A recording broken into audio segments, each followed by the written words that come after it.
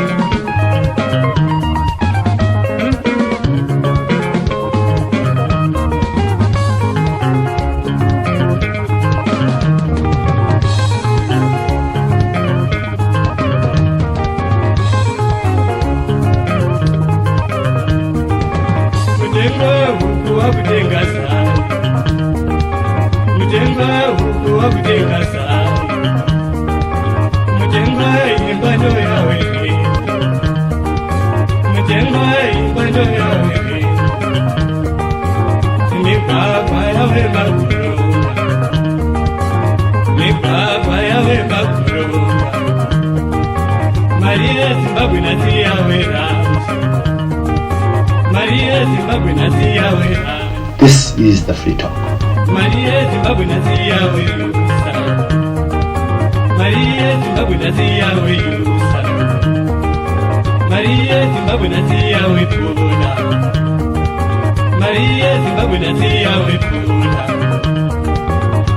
In the recent weeks, Hopewell or Daddy Hope as he is known, caused a stir when he delivered a speech or lecture in Geneva. And most people believe that he had crossed the line and that a patriotic bill is needed to police the way that people speak. Now, on this edition of the Free Talk, we are joined by Hopewell to discuss his Geneva speech and what motivated him to speak. This is the Free Talk with me, your host, Dara Blessed Mhlanga. Just join us after this break.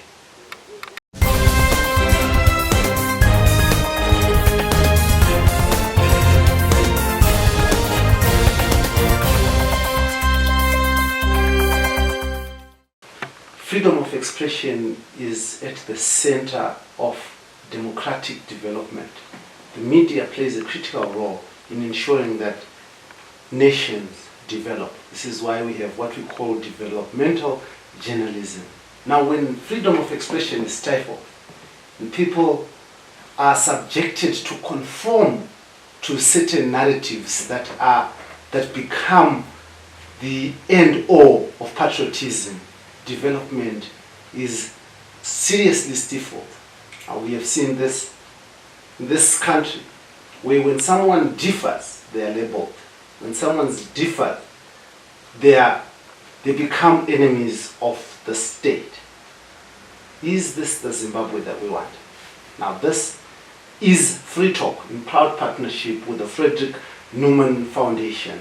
And to help me discuss this issue, which is somewhat emotive, which has actually brought in the government to structure a law that is called the Patriotic Act, a law that is in the making. I have with me Hopewell, award-winning journalist, filmmaker, and documentary maker in Zimbabwe. Now, thank you very much, Hopewell, for joining us. Thank you very much for having me. Now, Hopewell, you were in Geneva recently, and your statements, they provoked somewhat emotions and also insults against your person. Now, before we get into that, I just wanted to find out from you why you chose that international platform to discuss that somewhat emotive issue, because everyone knows what you said there because they have watched. But let's get into the detail of why you chose that platform. Well, I was invited to the United Nations Human Rights Council to talk about my persecution by the Zimbabwean government. And the things that I spoke about were directly linked to my persecution, the investigations that I did regarding the use of public funds in relationship to public health in Zimbabwe. So if I'm going to talk about my story, I have to talk about the full story. And it seems that ZANU-PF was upset by the fact that part of my story involves the lack of equipment in our hospitals, the lack of medication in our hospitals, and everything that I said is true. So I don't know why ZANU-PF is upset that I spoke at that particular platform. I've seen that most of them were saying that I should not have spoke about those specific issues at that specific platform, which means it makes them embarrassed.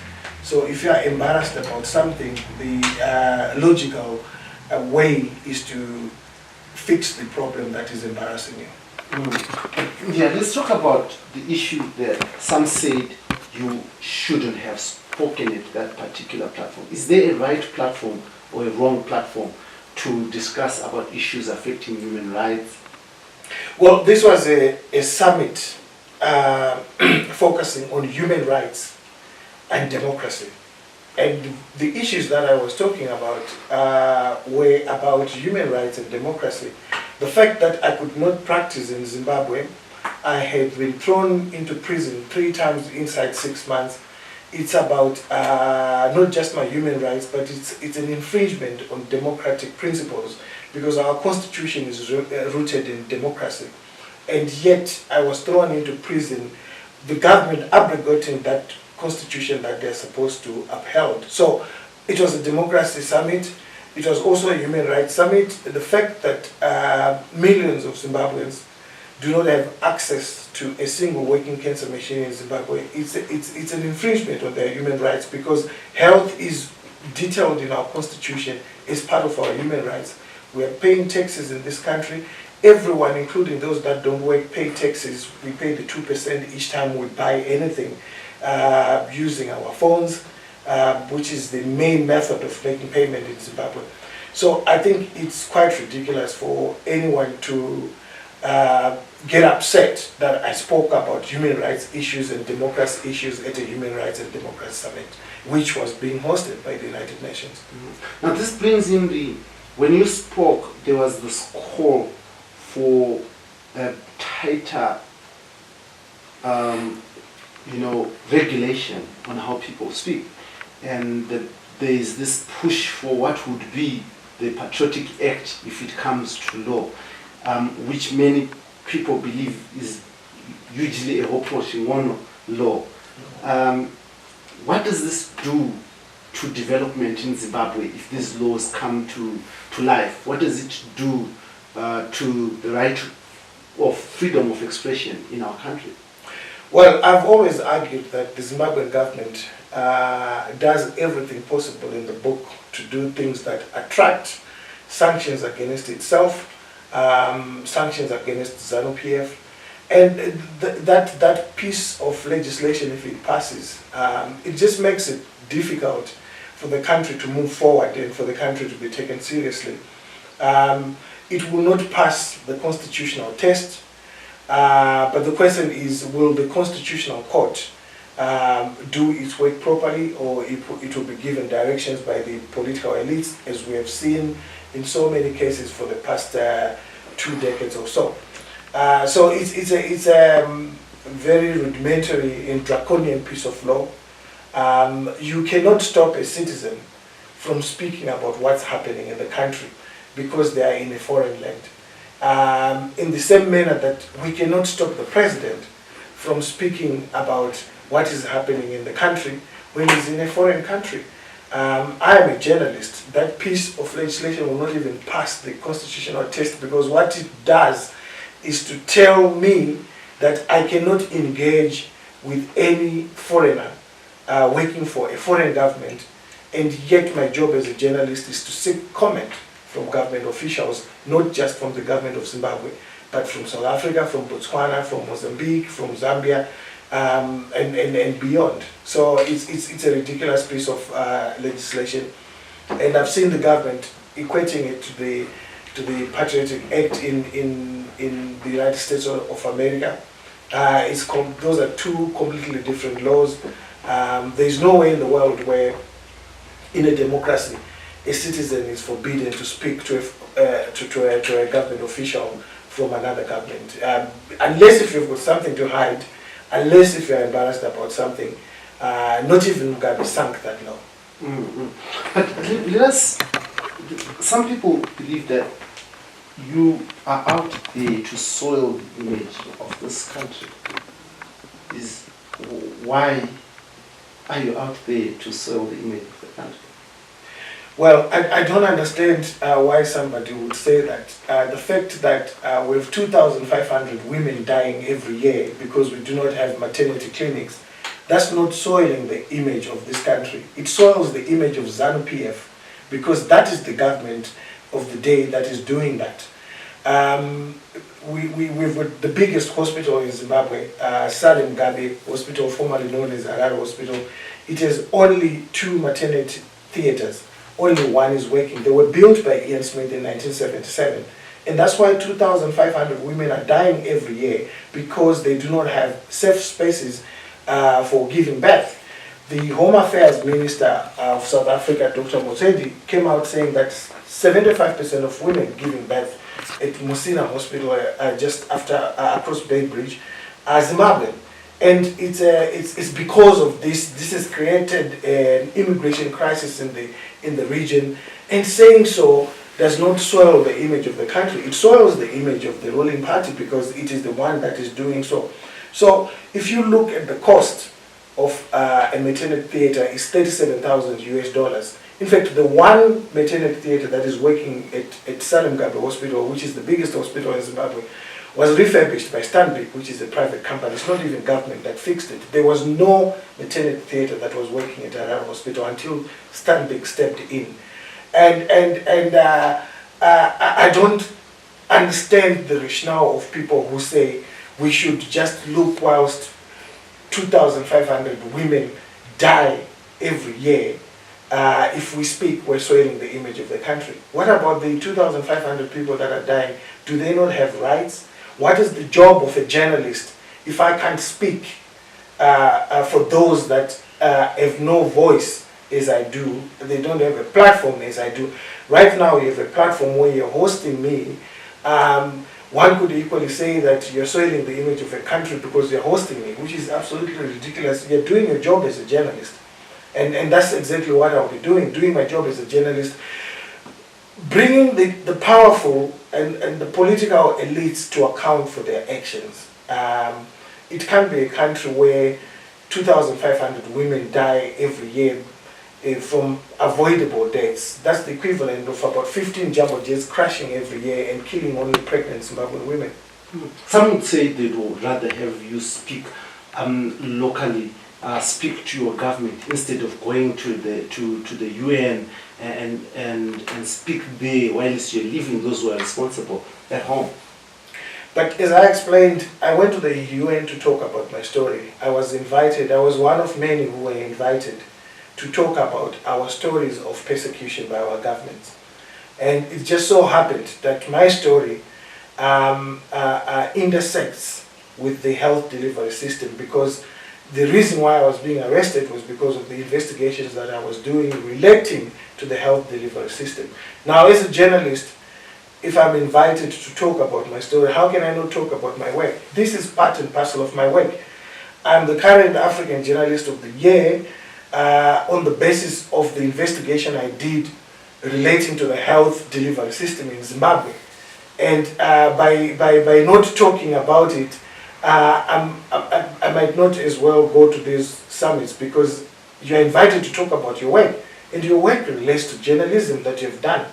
And I was just talking about my work. It so happened that my work touched on issues that are very emotional to Zimbabweans, because people are dying every day from cancer.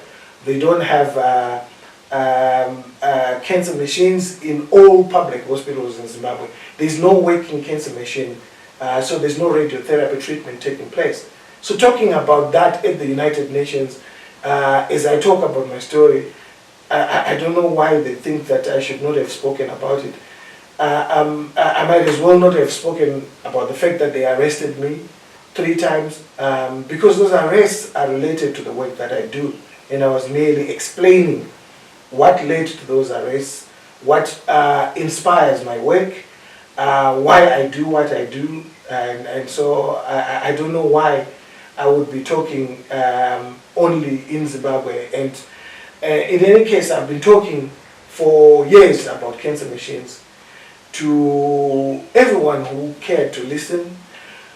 When they say you can't talk internationally, when we talk about it every day on social media is an international phenomenon. Twitter is owned by a company which is domiciled in America.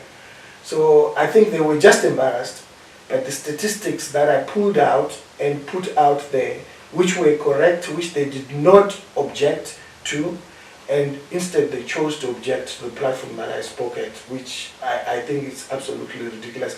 My rights as a global citizen should be guaranteed by the United Nations. And I was at the United Nations as an international citizen. Zimbabwe is part of the United Nations. So why should we hide things that are happening, that are true?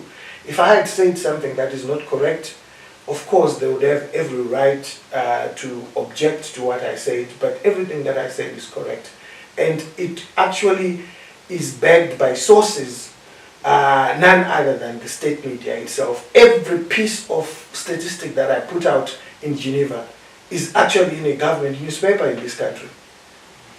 Maybe you can just point out these issues. I know you did that on social media, but for those who are not part of Twitter, maybe you can just point that out to us. What exactly is contained in which state media? So for instance, the fact that there was no maternity theater at the biggest hospital in Zimbabwe, Salim Gabe Hospital, formerly known as Harare Hospital, it's in the Herald. The fact that the one that is now working was refurbished by Stanbic Bank, again, it's in the Herald. The fact that it costs $37,000 to build one, again, it's in the Herald. The fact that our hospitals have no medication, again, it's every day in the Herald. The fact that $100 million worth of gold is being smuggled by ZANU-PF elites, it's in the Chronicle, which again is owned by the government. So everything that I put out there is out there. And the fact that there's no cancer machine that is working out there, it's awash in all the newspapers, including the Newshawks and the Standard newspaper, and oncologists who are doctors that treat cancer are out there quoted. It's in the public domain talking about it. And even after I spoke, public health officials, including radiographers, came out and said, this is the situation, this is correct. So I don't know why they are upset. If they are upset, they should fix the problem to make sure that we cannot go back again to those statistics. Now, this issue of attacking people who freely express themselves, to what extent does it threaten development in the nation? I think it's terrible to attack people for practicing free speech because it's underwritten in the Constitution, and the job of a government is to uphold the Constitution of the country. The second thing, it's in my case, it's actually not just attacking a citizen for practicing free speech and expressing themselves in the way that they see fit, but it's also attacking journalism. I'm a journalist, and I'm speaking as a journalist. I was at the Geneva conference as a journalist, not just as a Zimbabwean citizen. I was invited there as a professional. So if you're saying a journalist cannot speak, then you have done two things. You've attacked free speech for citizens, and you've attacked free speech for journalists. It makes it impossible for journalists then to practice their craft and trade if they are not able to express themselves. What it does, it takes us back to the old 1980s, and that is where ZANU-PF is still rooted. The old 1980s of propaganda where things are contained within the country. We live in a global village where we are on Twitter, we're on Facebook, we're on Instagram, kids are on TikTok. My child will put something on TikTok here, and a kid in Hong Kong will be watching it, and that's the world where we live in. You can't say you can't speak about this outside the country when all of us are using international social media platforms. I could last time in 2021, the government stopped me from going to South Africa to address the National Editors Forum of South Africa. I addressed it from my study where I'm sitting here. I didn't have to go to South Africa because we live in an interconnected world. It's a global world where you don't need to jump on a plane to go and speak. You can speak from the comfort of your home. So I do not again understand what they meant by that, and I do not know whether they actually grasp how the world is moved on from the days where they could contain people from practicing their work as journalists, and where we didn't have internet in our homes. Things have changed, and I think the government needs to evolve with time as well. But then there's some who say, Hopewell, you hide behind the curtain of journalism when you have actually become a politician and you have clearly sided with the CCC. What is your response to that? Let's assume that everything you have said is correct. There's nothing wrong with that. Even if I side with CCC, even if I side with ZANU-PF, there's nothing wrong with that. Again, it's underwritten by the Constitution. Freedom of assembly is accorded to every citizen in this country. You choose which group of people you want to associate. But isn't journalism underwritten by neutrality? No. There's no such thing as neutrality. When we go and vote, we have thrown away that neutrality because we're going to pick a side. So there's no such thing as neutrality.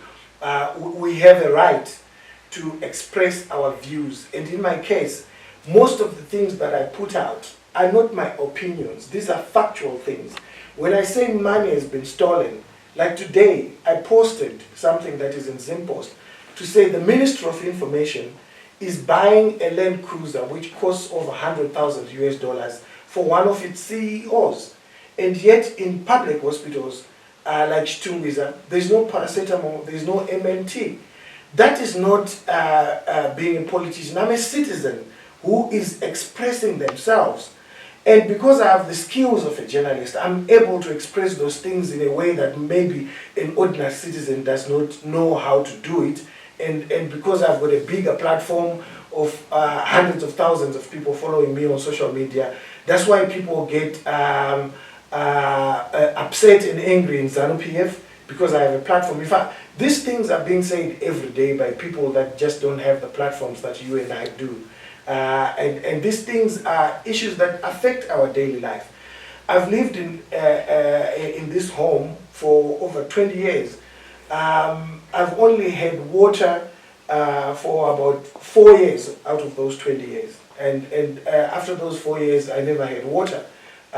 Speaking about it, it does not mean I've joined the opposition. The opposition is talking about it, I'm talking about it. These are issues that must be dealt with by the government of the day. Instead of focusing on who is saying it, they should focus on the content of what has been said and ask themselves whether what has been said is correct or not. If it's correct, are they happy to be associated with what has been said?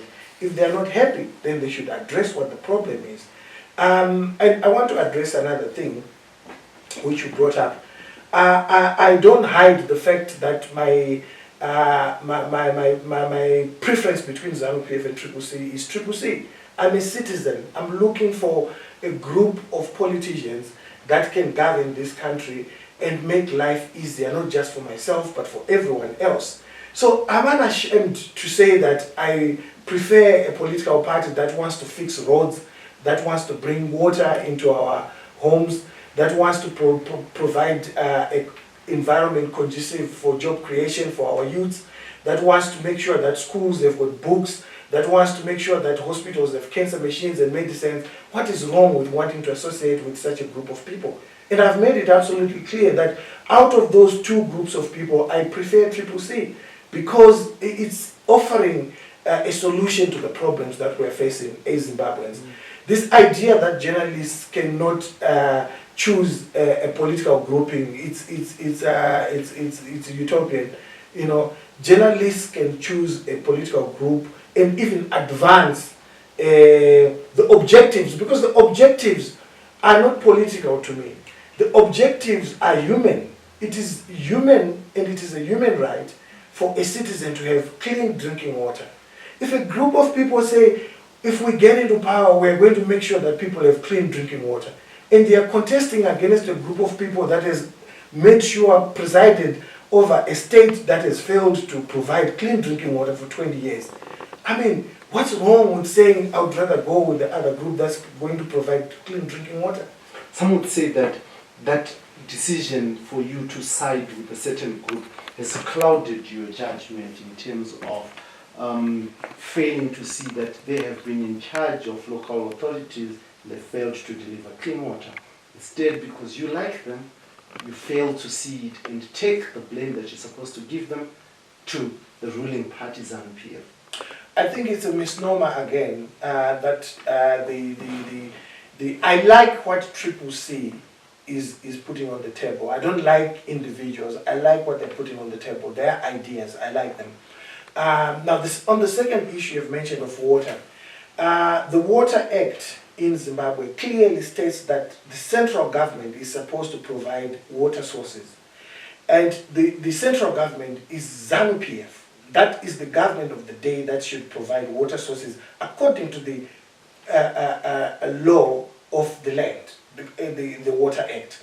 Now, ZANU-PF was supposed to have built a dam in 1996 called Kunzwi Dam. That money was provided for and it was squandered. It was looted by ZANU-PF political elites. The fact that we do not have a water source and opposition councils cannot provide water, it's not a fault of the opposition councils, run councils, because that's not their duty. The duty to provide a water source according to the Water Act is the duty of the ZANU-PF government. Now, secondly, if you look at the story that has been running lately, the current Minister of Local Government, July Moyo, misappropriated over $10 million US, which was meant for water pumps for Harare.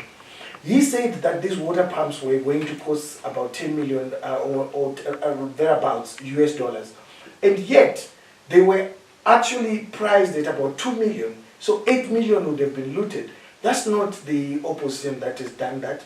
It is central government.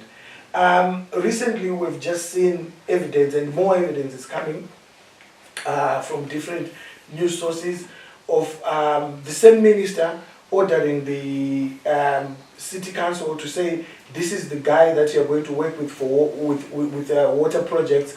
But even after that money had been availed, we're still getting dirty water.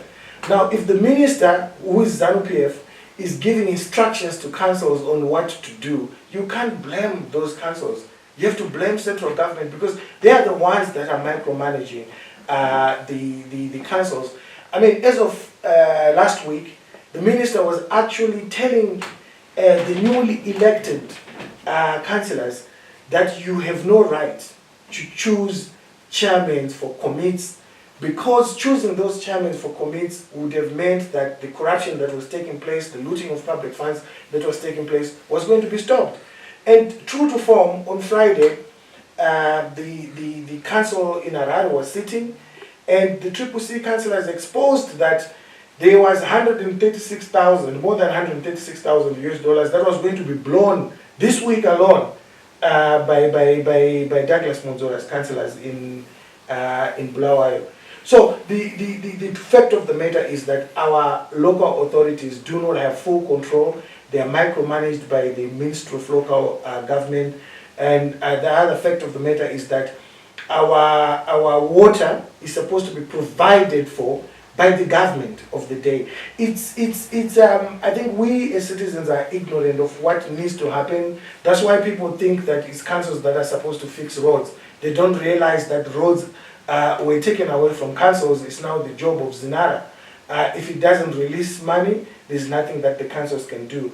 If you are running councils today in Zimbabwe, you have to seek permission to even buy a pack of sugar from the minister, who is a ZANU-PF minister.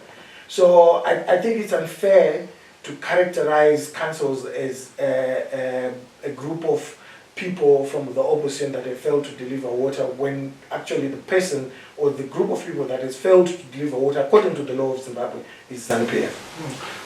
You talk about ZANU-PF as this corrupt monster that has stopped development in Zimbabwe.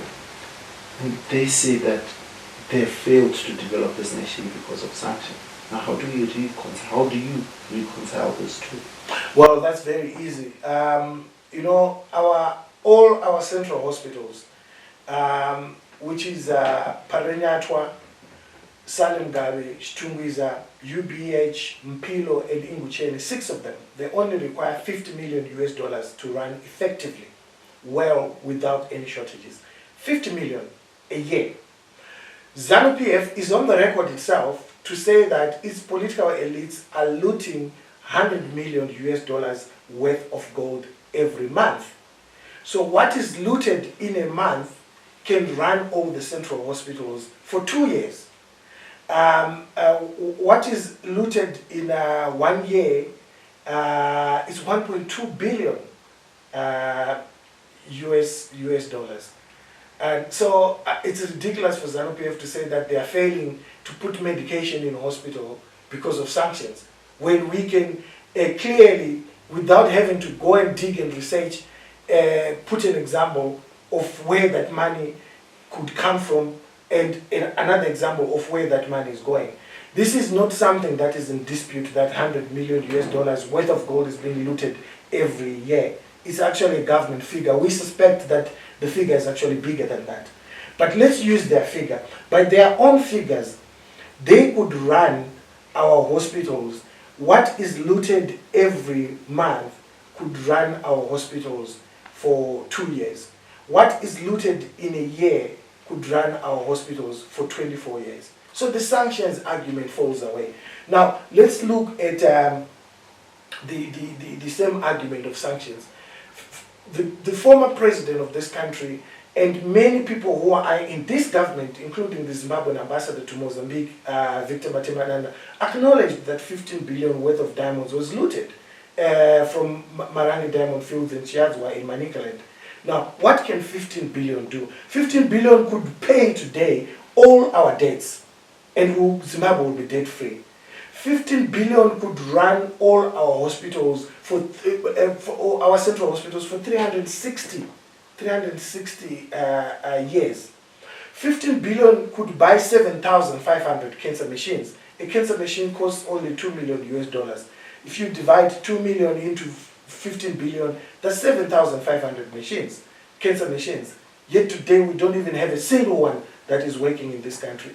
So I find it absolutely ridiculous that as citizens we have been dragged into this argument of sanctions when it's quite clear that sanctions are not the issue. There are over 1,500 Land Cruisers that have been bought by the government, maybe in 12 months or maybe in 18 months. One Land Cruiser can build 11 or 12 maternity theaters. A Land Cruiser, to land it in Zimbabwe, is 400,000 US, including customs duties and everything else, and the extras that are required for government vehicles. One Land Cruiser can build 11 or 12 maternity theaters. We have 2,500 women who are dying. When we raise this issue, they say sanctions. But in 42 years of ruling this country, ZANU-PF has not built a single maternity theater at the biggest hospital in Zimbabwe. The maternity theaters that are there were built by the colonial government, by Ian Smith. So how do you blame sanctions when it's quite clear that one car can actually build 12 or 11 or 12 maternity theaters? It doesn't make sense. So the sanctions argument is for maybe folks in rural areas who are not able to access all this information that we have in the cities. And that is why ZANU-PF does not want a free media in this country, because a free media means that people in rural areas could be watching this conversation that you and I are having, and they might as well ask their representatives to say, but this is what we have had on this program. Can you explain? And it's quite easy to explain to these people because the basics of life, blessed, they don't cost money. Paracetamol doesn't cost money. You don't have it at Chamisa Hospital right now. They don't have sutures that are needed by surgeons when they are operating on a patient. It costs only $14. But someone is going to die because the government has failed to provide $14 so that a surgeon can do their work.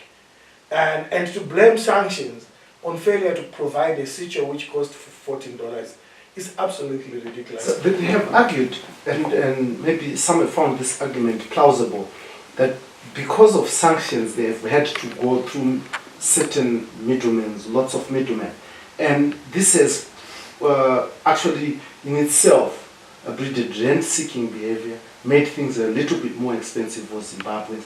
So these sanctions are actually the root cause or the driver of corruption in this country.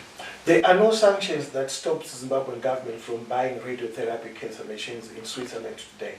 The Zimbabwean government, under its own name, can order radiotherapy machines from Switzerland and they will be delivered. There is no sanctions that stops that.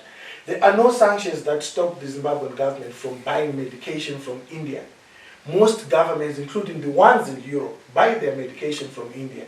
That's where the cheap drugs are coming from. There's no sanctions that stops them from buying so. We've established that we have $100 million US, which is being looted from gold alone every year. That $100 million US could be sent to India to buy drugs. Nothing stops the Zimbabwean government from doing so. In fact, what the Zimbabwean government then does, it will go and buy those drugs and inflate the price and loot public funds and make sure that whatever is bought is very little, and that is why we don't have drugs today. I think it's a lie that must be debunked as many times as we can whenever it raises its head that sanctions have stopped the Zimbabwe. Sanctions stop you from buying paracetamol, but they don't stop you from buying Land Cruisers. They don't stop you from hiring planes in Europe, but they stop you from buying medication that is even available in South Africa.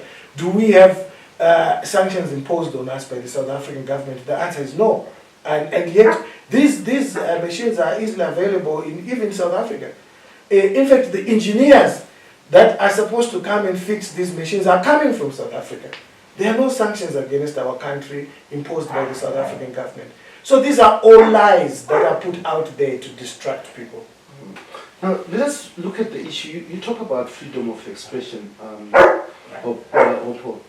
Some people have accused you of not being a proponent of freedom of expression. They say you have blocked them on social media platforms and they've differed with you. Now, how do you balance this yourself as a proponent of freedom of expression but not wanting to reside with people who do not agree with you? I do not have a problem with anyone who disagrees with me. I have a problem with someone who insults me for holding a certain view. So what I've had is a situation where someone will come and insult my dead parents, someone will come and insult my sisters.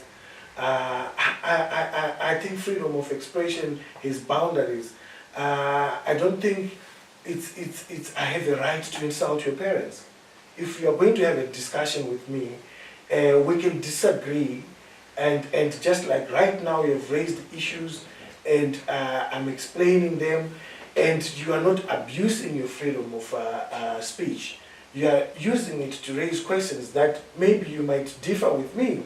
But if I insult your dead mother or dead father, then surely I think it's asking too much for me to reside in the same space with you, to continue giving you space to my timeline when you are insulting my parents, when my parents have nothing to do with what we're talking about, when you are insulting everything around my family, when my family is not involved in this discussion, when you are lying that I'm gay, when I'm not gay, when you're going around saying things using the pretext of freedom of speech that are hateful to not only myself but to my family, then I have a right to block you for my own sanity and mental health. But how do we draw the line, Hopewell, on abuse? Because some people would contend that the issues that you raise also abuse them.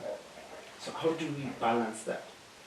How does saying that there's no cancer machine abuse anyone?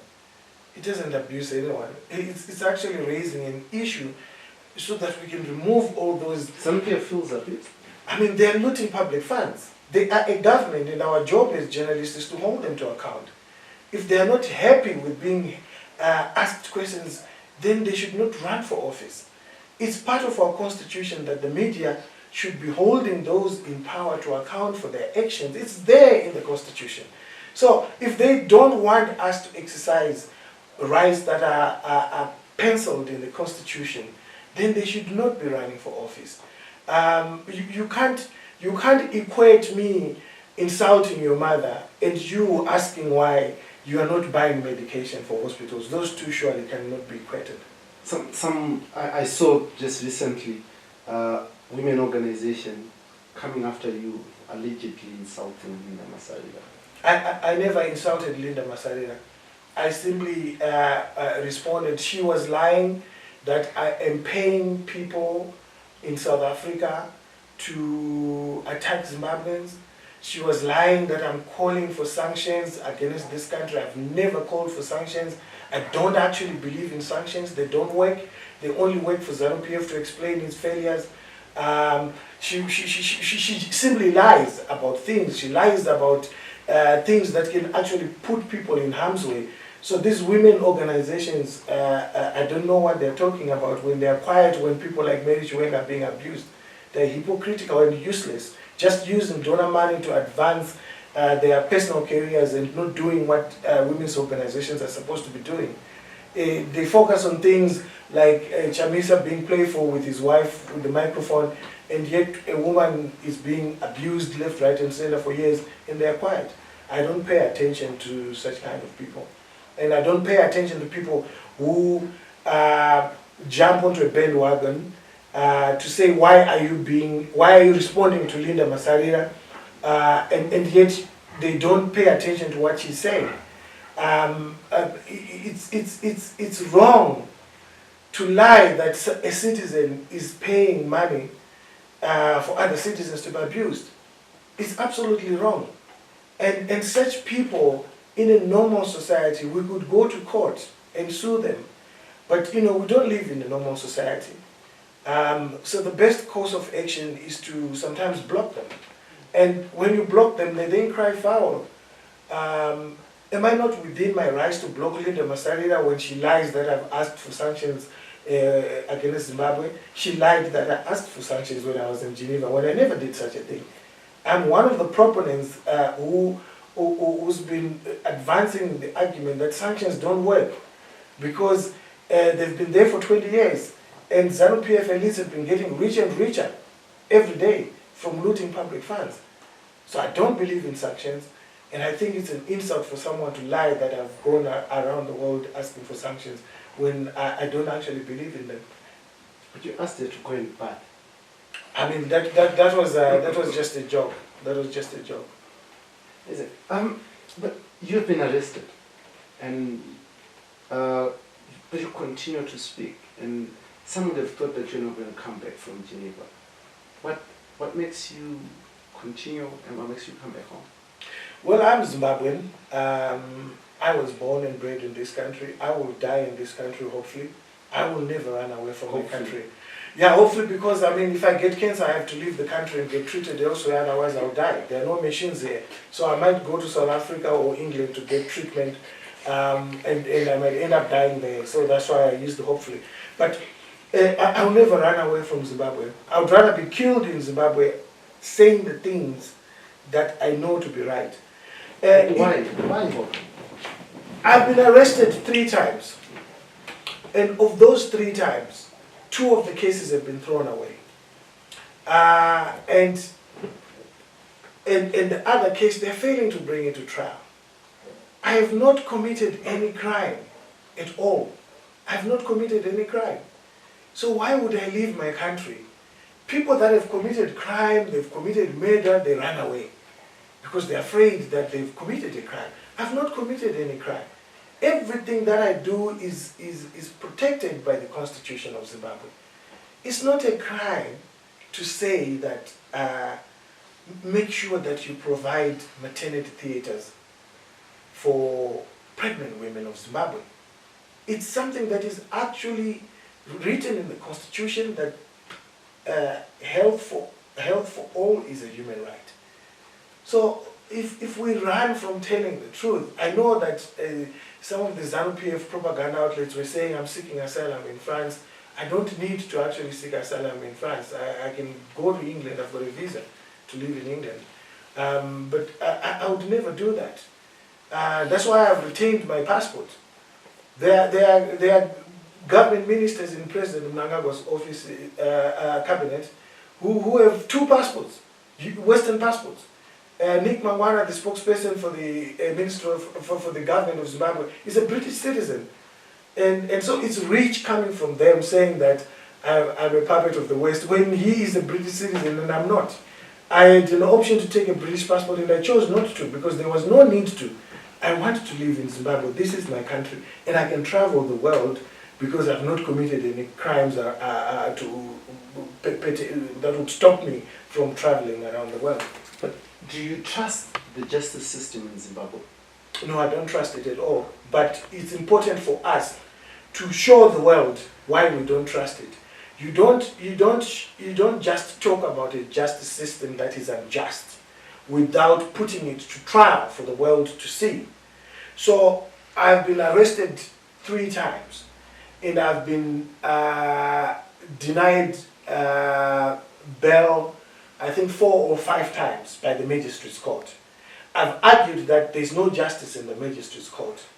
And I've been able to prove it because each time I go to the High Court is disgusted by the rulings that were made by the magistrate's court. So the fact that I've had to go through that process is now helped not just me, but the rest of the world to see that actually what is said about these courts is correct. Because the evidence is there, and it's not coming from me, it's coming from those courts themselves. The rulings from the High Court specifically say that when he was arrested the first time, when they came to my home with AK-47s and broke into my house, dragged me out of my house walking on broken glass without any shoes, the High Court said there was no case. So I've been able to prove to the world that these courts and these state institutions like the police are used by politicians to abuse citizens who are critical of the government, citizens who are journalists like myself, or citizens who are in opposition. So we have to go to those courts to get a record of their behavior. It's unfair for us to accuse courts of being unjust unless we put them to the test, and I've done that. But you said there's no justice in the magistrate's court. Are you implying that there's justice in the higher courts of this country? You see, it's subjective. it's our courts are complicated, are very complicated. So you might go even to the High Court and you get some crazy ruling. You might go to the High Court and the High Court rules against the government, and the High Court is intimidated, as we saw in the Malaba case, when the Justice Minister Ziyambi intimidated judges to say this is unacceptable. But that was executive overreach on the judiciary. The judiciary should be independent from the executive. So the justice system needs an overhaul, as far as I'm concerned. It needs a total overhaul. And if you were to ask me personally, I think that requires a new government. We won't get that under the present government because it has been in power for 42 years, and I don't see it wanting to do things that will loosen its grip on that power lever that is holding. You're condemning the Emerson Mnangagwa-led second dispensation, are you? I have condemned it because it has failed to deliver clean drinking water. It has failed to provide medication. It has failed to provide decent roads. It has failed to provide a conducive environment for business to create jobs for the youth. It has failed to build schools and provide books for the list is too long. I could spend the whole day. And so I've condemned the corrupt rule of the second dispensation. And it's not corrupt rule based on my opinion. It's not a political statement that I'm making. It's backed on the facts that are there on the ground. That if this government is allowing $100 million worth of gold to be siphoned out of the country, is it not corrupt rule? It is. If a journalist like me can be arrested, as happened to me on the 3rd of November, thrown into prison for exposing that the president's niece has been given a corrupt deal where she was going to get bail unopposed, is that not corrupt rule? It is corrupt rule. Shouldn't we condemn that? We should condemn that. Because journalists are supposed to be allowed to do their work. But in my case, I was not allowed to do my work. I was thrown into prison for exposing that a gold smuggler has been offered bail unopposed. And when I was thrown into prison, and what I had said was proven right because the NPA, the National Prosecution Authority of Zimbabwe, went ahead and did exactly what I had said. Now, I want us to look at your personal safety. Are you worried about it? This government is authority over all of us. If they want to kill me tomorrow, they will kill me. There have been attempts recently to try and buy my housekeeper, and they were asking him whether he cooks for me, so it points towards attempts to poison me. There have been attempts to make me run away. Each time I'm out of the country, I get messages pointing towards that it's a danger when you arrive in Zimbabwe, you're going to be killed. And I know that these are attempts to make sure that I stay out of the country, perhaps because if I'm not in the country, I can't speak authoritatively about what's happening in the country. But, ultimately, your faith guides you. Put my life in the hands of God. If they want to come and kill me, even with all the security that I have in the world, they would come and kill me. And if it means that's the price to be paid for telling the truth, it's something that I've come to terms with. I've lived more than half of my life, and I've lived a good life, and what I'm doing is not going to benefit me. When the benefits of what we're doing today come into effect, I'll be dead. Even if I'm not killed by this government, if I live my full life, I'll still be dead. It's going to take some time to turn this country around. So what I'm doing is for posterity. It's for people to realize that there are some who stood up against the wrong things that were being done. The independence that we enjoy today, for me to be able to buy a home in the area where I live, where during the racist regime we were not able to do so. Some people had to pay a price. The young kids who left their rural homes, 15, 16, 17 years old, and they never came back home. and they did it for all of us. So we owe them a debt of gratitude by making sure that we do it for the next generation. I'm 51 years old. If I die today, I wouldn't be bothered. You speak so passionately about Zimbabwe and the independence that it has, but you've been accused by state agencies, by ZANU-PF, that you're paid by Western ambassador, and recently we had the pleasure of seeing a picture of the leg of an ambassador just outside your house. It was my dog.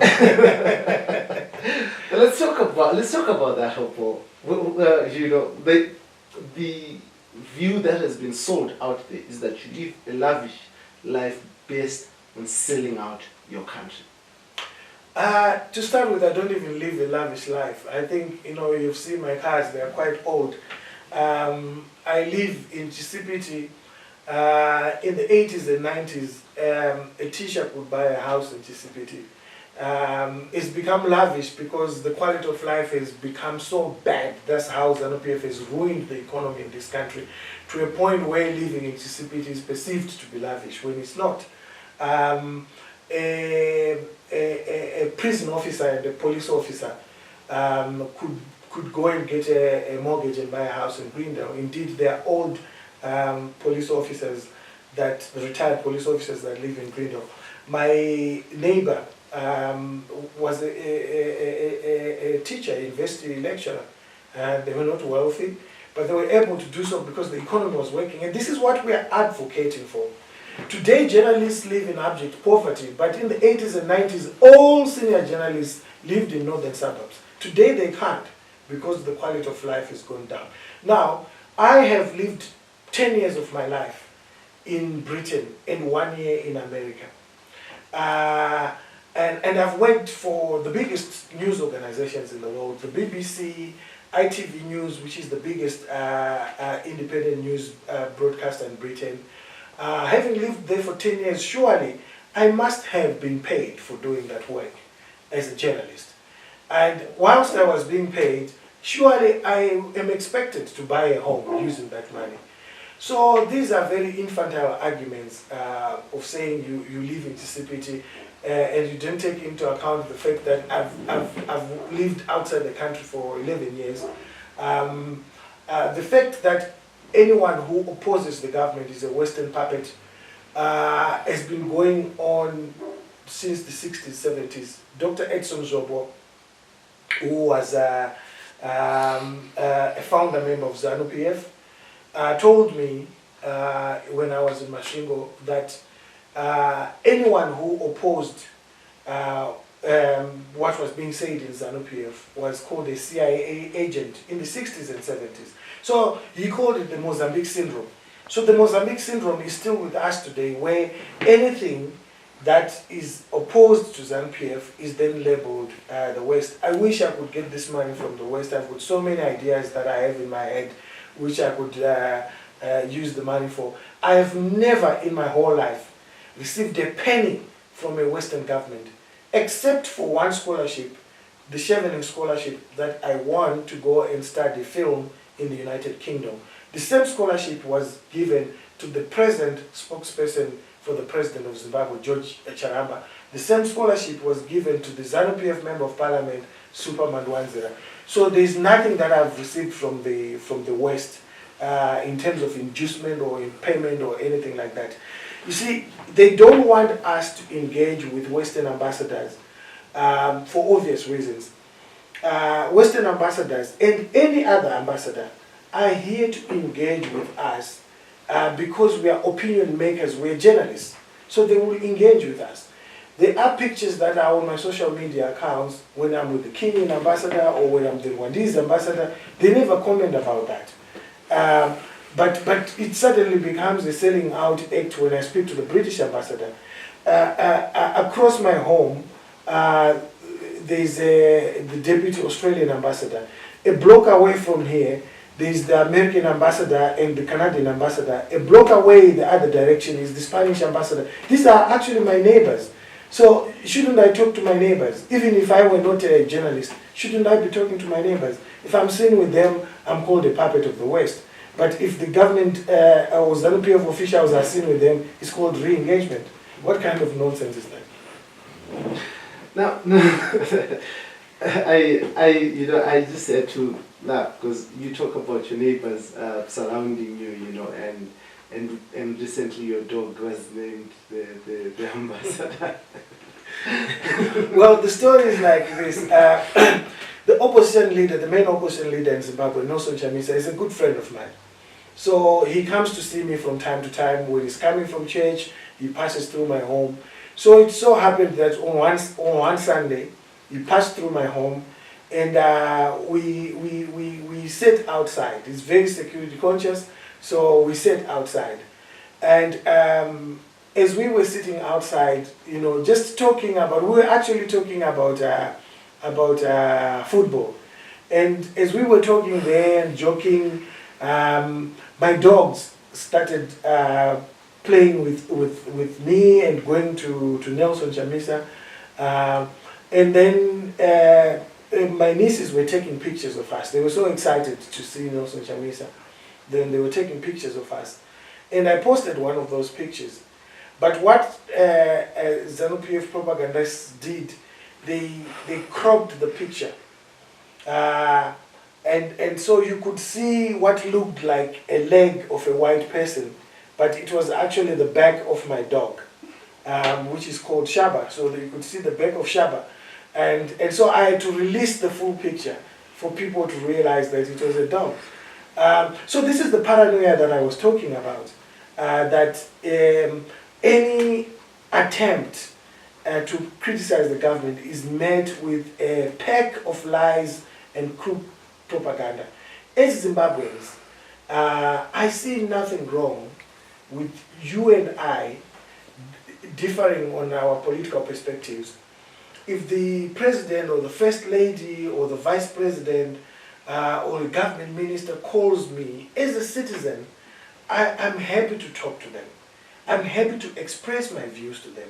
I've spoken before to senior government officials. I've been invited for meetings. I've shared my views with them.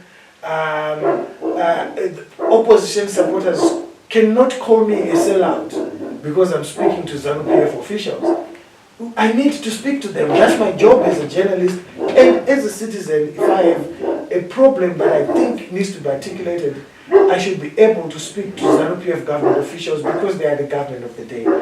Equally so, I should be able to speak to diplomats in Zimbabwe representing other governments because I'm a journalist and because I'm an opinion maker.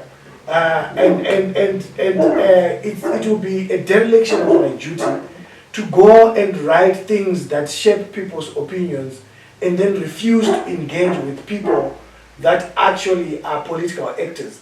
Ambassadors are called His Excellency or Her Excellency because they represent presidents and prime ministers of their countries. So they are important people, and they are important people that we need to engage with to articulate how we feel about things in our country. Because I've met Western ambassadors to voice my concerns with sanctions. I don't agree with sanctions. They've never worked. They actually helped ZANU-PF to articulate its and explain its looting of public funds and its failures, its misguided economic policies. And I've met ambassadors to say these sanctions must be removed. They are not doing anything good for this country. And I've met ambassadors at the instigation of members of ZANU-PF. I've met members of the American Senate that have authored the Sanctions Act against ZANU-PF government at the instigation of ZANU-PF itself, because they've read my articles and they know that I'm opposed to sanctions, and they said, oh, why don't you also talk to these people and explain to them your views? But my point of departure with ZANU-PF is when they then say the economic morass, the economic mess in this country has been caused by sanctions. No, it's not been caused by sanctions. It's been caused by misguided economic policies. It's been caused by incompetence. It's been caused by the looting of public funds. It's been caused by the plunder of this country's natural resources. But when I speak against sanctions, I'm speaking against them because they are actually a tool for ZANU-PF to use. ZANU-PF does not want sanctions to go because it has lost nothing since sanctions were put in place. So, we talk about having spoken to ambassadors at the instigation of ZANU-PF. George Charamba, at some point, this presidential spokesperson, went on Twitter and said he's got a dossier against you and that you worked with them at some point and sold out other people. Can you explain that? I think I've explained this before to you in a different interview, and I'm happy to explain it again. I was invited to come as a journalist and talk to them. This invitation was not the first time. They'd been talking to me about what needs to be done in terms of reforms and things like that. And I was invited. And that is after the military had killed 6 people. And a Congolese businessman was worried about the impact it was going to have on the country. And he shared views with me about what needs to be done to deal with this problem. So he said to me, why don't you come with me and meet the vice president and express the views that you're expressing to me too. And then I said, no, what really matters is engaging everyone else who's concerned. People that deal with violence, victims of violence, the people that deal with implementing sanctions, because he was worried that sanctions were going to be put in place because of the killings. And then so I said, let's invite the ambassadors from Western countries and invite Dr. Francis Lovemore, who is the director for CSU. It's a counseling services unit which deals with people who have been victimized through politics. Violence, basically, ZANU-PF violence. And so we went to that meeting. Dr. Francis Lovemore was not available. There was the EU ambassador, Van Dem, and there was the British ambassador, Catriona. And we spoke about these issues. And George Charamba, one, violated the fact that this was a private meeting. He put it in the public domain, but there was nothing wrong with that meeting. That is why I was happy to explain what happened. And the former EU ambassador has also put it on the record on Twitter that what we discussed was about the issue of violence that had taken place. But of course, because I am an opponent of the bad things that are happening in government, they think that it's wise to desecrate my reputation, to taint my reputation, so that citizens start asking whether, is he someone that we should be listening to? So even if you taint my reputation, which they can't, even if you taint my reputation, the fact that the cancer machines are not there will not go away. The fact that there's no clean drinking water will not go away. The fact that you're looting $100 million worth of gold will not go away. So when you see a whole presidential spokesperson focusing on such idiotic stuff, it just tells you that the government has no appetite to deal with these issues in the manner in which they're supposed to be dealt with.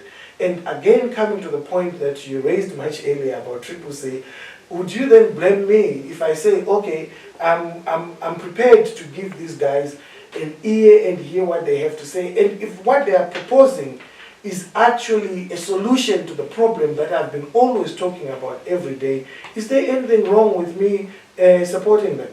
There's nothing wrong with supporting ideas. I think as Zimbabweans we need to focus on ideas instead of personalities.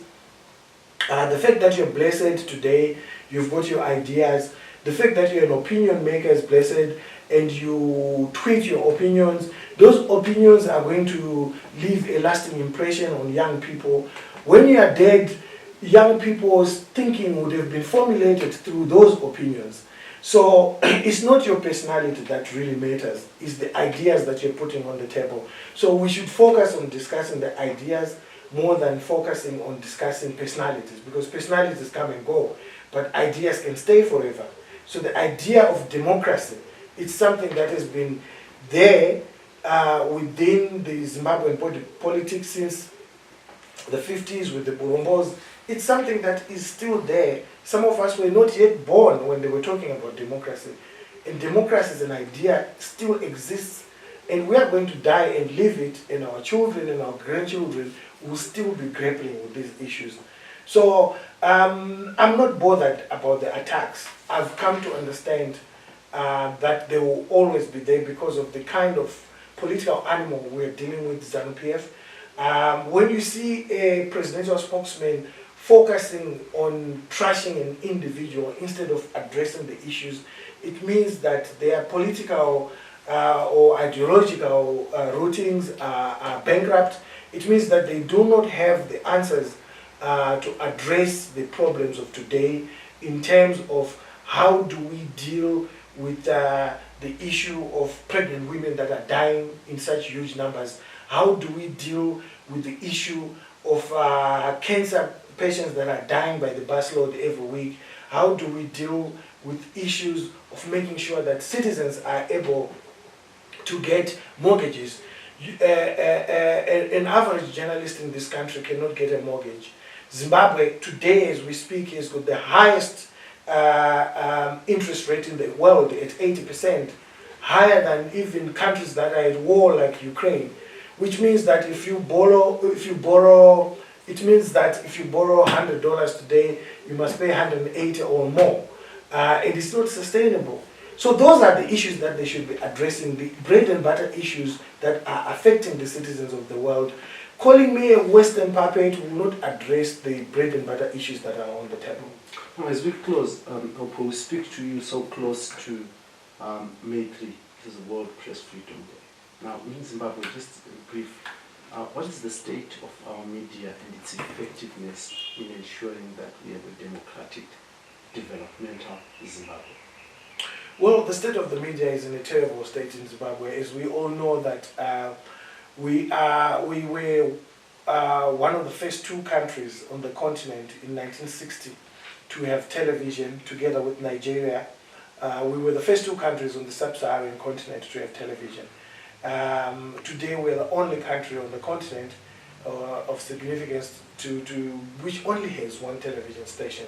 It's an embarrassment. The TV station that you guys worked for was denied a license, and yet you're doing a lot of good work.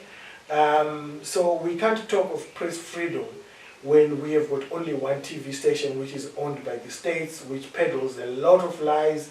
It does not give right of response to the people that it is soiling their reputations. People like yourselves are not given TV licenses, although you're producing a lot of good journalism, and you even interview government ministers, but still they don't give you access to broadcast on terrestrial television. So those things point towards a very bleak situation in Zimbabwe in terms of media rights. The fact that people like myself and people like Jeffrey Moyo were thrown in prison, it shows that you can't practice your journalism. And it has been proven. It has been proven by a Zimbabwean court that I was arrested under the pretext of incitement, and the Zimbabwean court said he was practicing his journalism. He did not commit any crime. So if you can go and spend 45 days in prison for not having committed any crime without trial, and your only crime is practicing journalism, such a country cannot talk about a free press. But we know that they are going to have song and dance about free press on the 3rd of May. We know that they are going to be throwing colorful events. They're all choreographed. As long as Zimbabwe has got only one terrestrial TV station, and we now have 3K. No, but that's not a terrestrial TV station. I mean, we can't count you guys. You are there, but the person in Zarabani cannot access your content. When we talk about TV stations, we are talking about free-to-air, something that a Gwanda can switch on and watch what's going on. Rwanda, the genocide in 1994, they had nothing at all. But today they have over 10 TV stations. In Malawi, they've got over 6 TV stations. These were countries that were way behind us. And yet they have TV stations. South Africa only had TV in 1976. We had TV in 1960. South Africa has got over 40 television stations today. So the same country that had TV with us, almost the same time, Nigeria has got over 121 TV stations now. We only have one TV station. So it's an indictment on the ZANU-PF government. They have taken over the instruments that were used against black people by the racist Ian Smith government, and they've gone on to do worse than what Ian Smith did to us. Now, in your last words, Hopewell, I see this iconic picture of you wearing the famous red and white jersey. What words would you want to leave the young people of this country, the people who look up to you, who listen to you, and the way forward for our nation? I think young people, they must understand that the rest of the world does not owe us as a country a favor. They must understand that they are in the majority, over 63%. They must understand that the future that is being destroyed today is their own future and that of their children.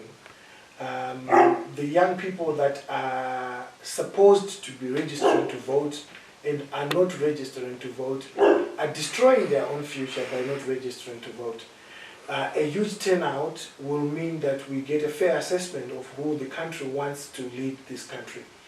If we have voter apathy and young people stay away as they've been doing in the past, then we are going to continue with the same situation because old people go and vote from the habits that we have seen, but old people will make choices that they might not live with because they'll be gone. And those choices will be there to affect and create consequences for young people. So my advice to young people is that go and register to vote. Go and make sure that you actually vote and make sure that you defend your vote. If you do decide to vote for ZANU-PF, that's your right. If you do decide to vote for CCC, that's your right. But exercise the right. People died for that right so that we could go and vote. It's important for young people to understand that. It is also important for them to understand that what we're fighting for now is to make sure that the country is not a laughing stock. We've had Zimbabweans like Mr. Nyati, who was burnt alive in South Africa. Mr. Nyati would probably have been working in Bulawayo if the economy was well. So running away is not the solution, because there are also problems where you go. And ultimately you'll have to come and face the situation that you left at home. So I guess sometimes it's better to make sure that we face the situation by registering to vote, by making sure that we actually go and vote and defend our vote. That is the only situation that is going to make sure that we have cancer machines that work, we have teachers and nurses that are well paid, we have hospitals that work, we have roads that are not potholed, and our journalists are not thrown into prison. Thank you very much, Hopewell, for allowing us in your home and having this conversation. Now, I see we've got a wealth of reading material here, and just to look at this one by one of our own local authors, Race, Color, and Class in Southern Africa by Ibo Mandaza. These things remain a reality, especially when we look at class in Zimbabwe. There's widening class, the haves and the have-not. And this is mostly defined by which political party you support. 42 years after independence, an indictment to our own people, an indictment to the existence of this country. But this was the Free Talk with me, your host, Dara Blessed Mhlanga, and I had the pleasure of having a discussion with Hopewell Chingwono, the hitmaker of Demlut, a renowned and respected journalist internationally and also locally. And he has been speaking out, and he says he will continue to speak out and offer, the information that we all need to ensure that we make conscious decisions as we go to vote. It is important for anyone in a democracy to make decisions based on truthful and factual information. And this is why the institution of the media and journalism exists, to ensure that people, whatever decisions that they make, ultimately it's their decisions, but whatever decisions that they make, they must do so informed and with a clear mind. Now here on the Free Talk, we allow all voices to be heard. We allow the alternative voices to be heard. And we also ensure that even those in the ruling class are also heard. This is the alternative. This is Heart and Soul TV and Radio in proud partnership with the Frederick Newman Foundation, the Foundation of Freedom. I hope you continue to enjoy your freedom. Thank you very much for joining me. Thank you so much. Always a pleasure. Thank you for having me.